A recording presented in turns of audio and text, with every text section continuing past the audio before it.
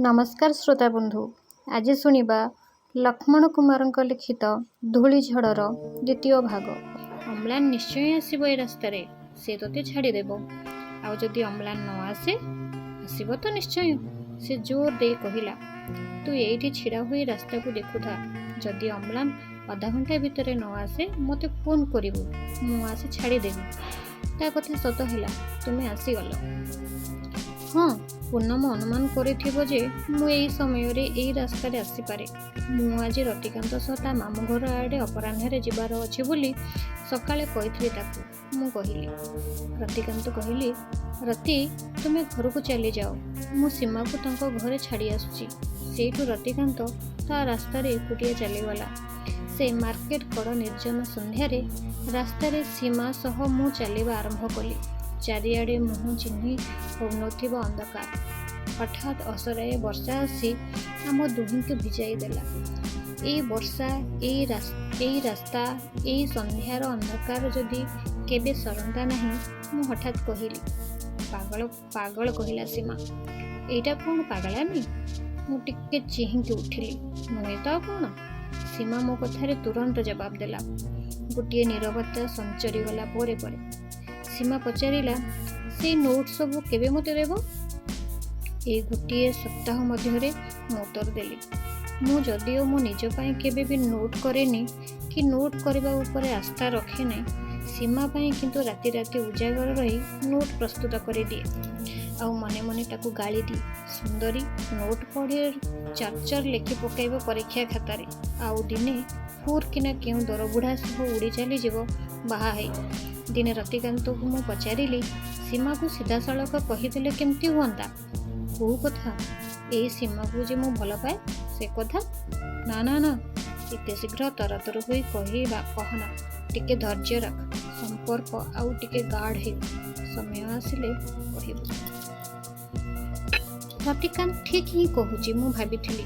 संपर्क आउ टिके गाढ़ हो बोली मु अपेक्षा करिथिली। तेबे केमिति संपर्क गाढ़ हेबो तार तरीका मते मालूम नथिला। एमिति रे मोर संपर्क गाढ़ हेबारे लागिथिला कि कोन?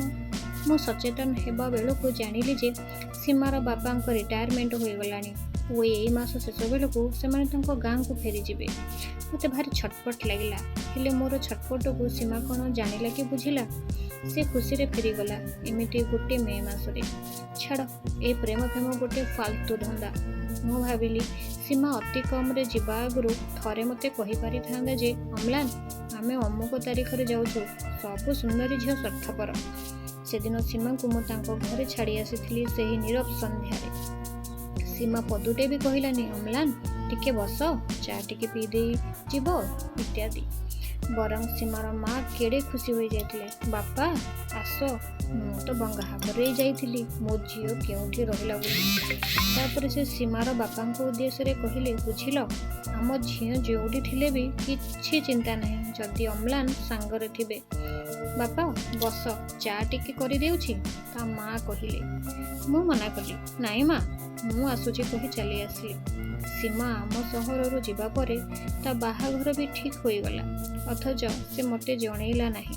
तार किछि मास परे मु पूनम ठारू खबर पाइली से जंतुनाक्त स्मृति को उखारिले बरं कष्ट मिले। एमिति रे नीरवरे मु बाट चालू थाए तो आगु रास्ता एमित पड़ी थाए, लक्ष्य नियुत किलोमीटर। तू कौन भांगी पड़ीछु कि रे?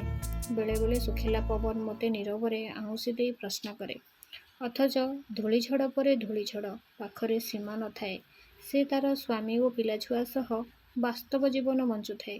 पूनम न थाए, से भी तार शाशु घरे थाए। पाखरे रतिकांत न थाए, से भी ता स्त्री और पिला सह संसार जंजाल रे बुड़ी जाई थाए। मु एमिति बाट चालू थाए, व्यवस्थित बेताल भली। मो सताटी परिचय दिए, सीमा को एते सत्य तू काहींकी भल पाऊ? मु कहे, कारण प्रकृत भल पाइबारे स्वार्थपरता न थाए। सीमा स्वार्थपर होई पारे, मु किंतु नुहे, कारण मु भल पाइथिली। मो उत्तर रे मो बेताल सताटी अटहास्य करी उड़ी जाए और झुली रहे सेही प्राचीन वृक्ष डालरे, जेउठा को मु पुणी थरे लेउटी जाए सेही भूली हेउ नथिबा स्मृति को कांधेबा। आशा करूची कहानीटी आपनको बहुत भल पाइथिबो। रहुची, नमस्कार।